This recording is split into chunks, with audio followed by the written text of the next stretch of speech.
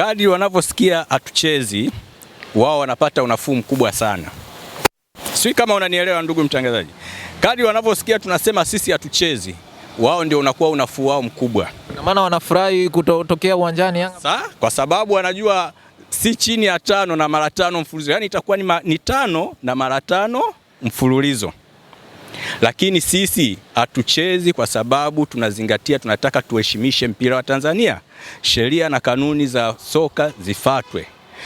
Huu ni ambao unafanyika, tunataka tuukomeshe. Yaani ifikie kipindi kwamba anayekaa katika wadhifa ule, anayekaa katika yale madaraka ajue miiko yangu ni ipi, kanuni zangu ninazopaswa kuzisimamia ni hizi, lakini asiende pale kwa ajili ya mapenzi yake. Na walijua kwamba ngoja tukisema hatutacheza basi Yanga watakuja na hii mechi itakuwa imevunjika. Walikijua kinachokuja kuendelea. Mipango imeanzia kwa Simba, imeratibiwa na Simba, mapokeo yamekuja kwa bodi ya ligi.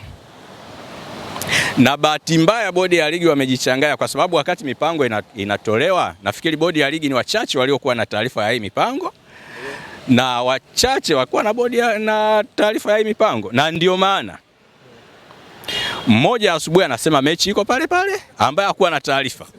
Alafu wenye taarifa saa 7 wakasema mechi imeahirishwa, itapangiwa wakati mwingine. Yanga tumebaki na msimamo wetu, hatuchezi.